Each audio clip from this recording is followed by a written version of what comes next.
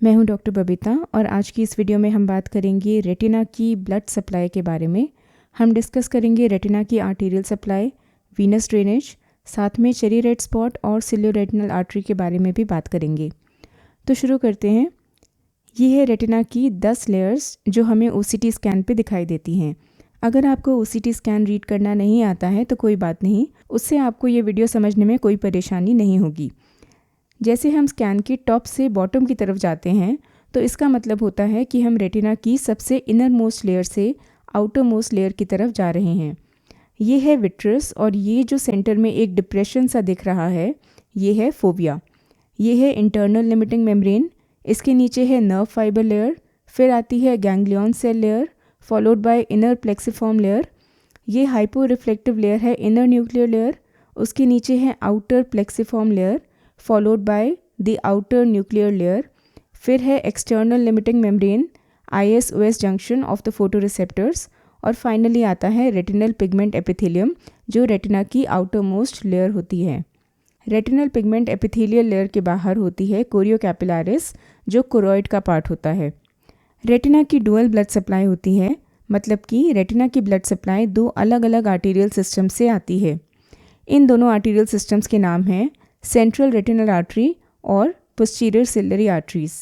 दोनों ही ऑफ्थाल्मिक आर्टरी की ब्रांचेस हैं।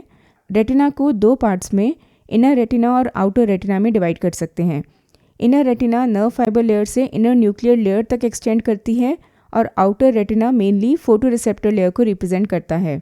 इनर रेटिना की arterial supply central retinal artery से आती है, जबकि आउटर रेटिना को सप्लाई करती हैं पोस्टीरियर सिलरी आर्टरीज।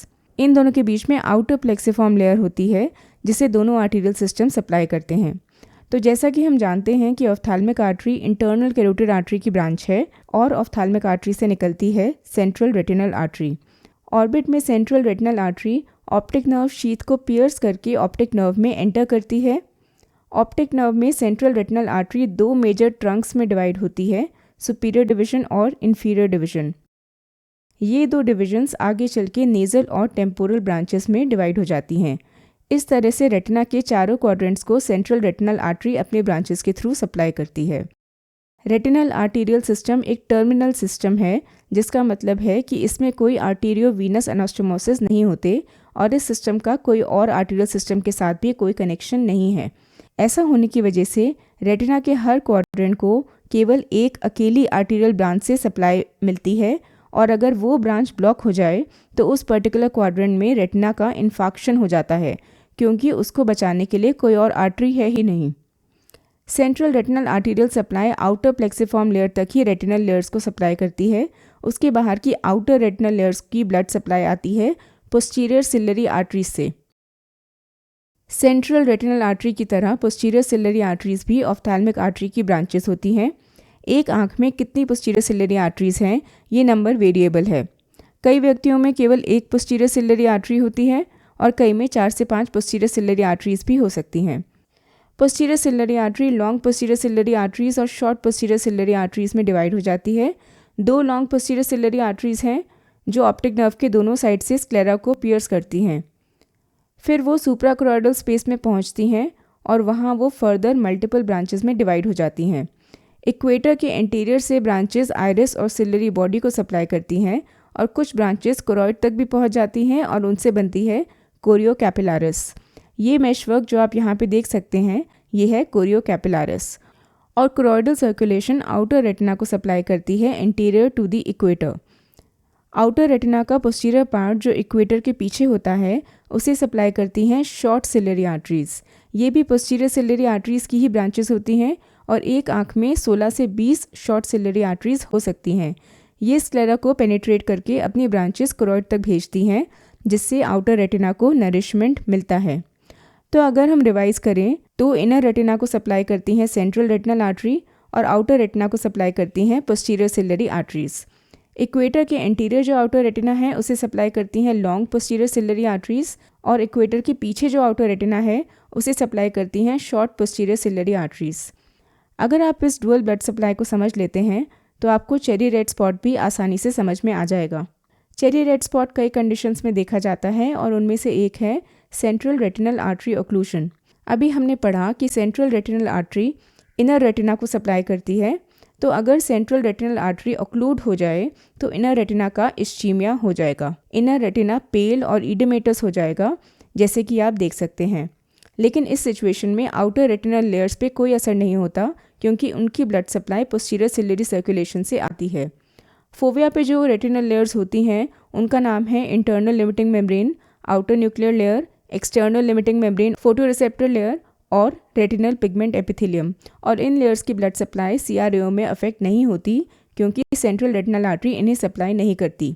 इसलिए CRAO में इनर रेटिना की ओपेसिफिकेशन हो जाती है और कोरॉइड की वजह से फोविया रेडिश कलर का दिखता है, जिसके सराउंडिंग वाइट ओपेसिफाइड रेटिना होता है, और इस अपीयरेंस का नाम रखा गया है चेरी रेड स्पॉट अपीयरेंस। और ऑफ्थाल्मिक आर्टरी ओक्लूजन में क्या होता है? क्योंकि सेंट्रल रेटिनल आर्टरी और पोस्टीरियर सिलियरी आर्टरीज दोनों ही ऑफ्थाल्मिक आर्टरी की ब्रांचेस हैं, इसीलिए ऑफ्थाल्मिक आर्टरी ओक्लूजन में इनर रेटिना और आउटर रेटिना दोनों की ही ब्लड सप्लाई ऑब्स्ट्रक्ट हो जाती है, और उस केस में चेरी रेड स्पॉट दिखाई नहीं देता, क्योंकि रेटिना और कोरॉइड दोनों का इस्चीमिया हो जाता है। अब बात करते हैं वीनस ड्रेनेज के बारे में। आर्टीरियल सिस्टम की तरह वीनस ड्रेनेज के भी 2 सेपरेट सिस्टम्स होते हैं। इनर रेटिना की वीनस ड्रेनेज स्टार्ट होती है ब्रांच रेटिनल वेन से, ब्रांच रेटिनल वेन से सेंट्रल रेटिनल वेन तक। Central retinal vein optic nerve से एग्जिट करती है और कैवर्नस साइनस में ड्रेन करती है। आउटर रेटिना और कोरॉइड की वीनस ड्रेनेज होती है वोर्टेक्स वेन्स के थ्रू। यूजुअली 7 वोर्टेक्स वेन्स होती हैं, वो इक्वेटर के एरिया से स्क्लेरा से बाहर निकलती हैं और सुपीरियर और इन्फीरियर ऑफ्थाल्मिक वेन्स में ड्रेन हो जाती हैं, जो फाइनली कैवर्नस साइनस में ड्रेन करती हैं। अब सिलियो-रेटिनल आर्टरी के बारे में भी बात कर लेते हैं। सिलियो-रेटिनल आर्टरी रेटिना की most common congenital vascular anomaly है और 6 से 32% लोगों में देखी जाती है। ये पोस्टीरियर सिलियरी आर्टरी से ओरिजिनेट करती है, लेकिन कभी कभार कोरॉइड से भी इसका ओरिजिन हो सकता है। फंडस एग्जामिनेशन पे सिलियो-रेटिनल आर्टरी ऑप्टिक डिस्क के टेम्पोरल मार्जिन पे दिखाई देती है और फिर एक शार्प लूप बना के ये आगे बढ़ जाती है। ये लूप सिलियो-रेटिनल आर्टरी का एक इम्पॉर्टेंट कैरेक्टरिस्टिक फीचर है। सिलियो-रेटिनल आर्टरी का सेंट्रल रेटिनल आर्टरी के साथ कोई डायरेक्ट कनेक्शन नहीं होता। कभी कभी एक ही आंख में एक से ज़्यादा सिलियो-रेटिनल आर्टरीज भी मिल सकती हैं। रेयरली ये ऑप्टिक डिस्क के नेजल मार्जिन पे भी दिख सकती है। 14 से 18% केसेस में बायलैटरल सिलियो-रेटिनल आर्टरीज भी हो सकती हैं। सिलियो-रेटिनल आर्टरी इनर रेटिना को सप्लाई करती है, ज़्यादातर फोविया को, कभी कभी टेम्पोरल रेटिना के इन्फीरियर पार्ट को, और ऑप्टिक डिस्क से टेम्पोरल जो रेटिना है उसे भी सप्लाई कर सकती है। सेंट्रल रेटिनल आर्टरी ओक्लूजन के केसेस में सिलियो-रेटिनल आर्टरी एक बहुत इंपॉर्टेंट रोल प्ले कर सकती है, क्योंकि इन केसेस में पेशेंट सीवियर विजन लॉस से बच सकता है। वो क्यों? वो इसलिए क्योंकि अगर इन केसेस में सिलियो-रेटिनल आर्टरी है जो फोविया को सप्लाई कर रही है, तो फोविया का इस्चीमिया नहीं होगा, क्योंकि सिलियो-रेटिनल आर्टरी के थ्रू फोविया को एक alternate source of blood supply मिल रहा है। इस पिक्चर में आप सेंट्रल रेटिनल आर्टरी ओक्लूजन देख सकते हैं।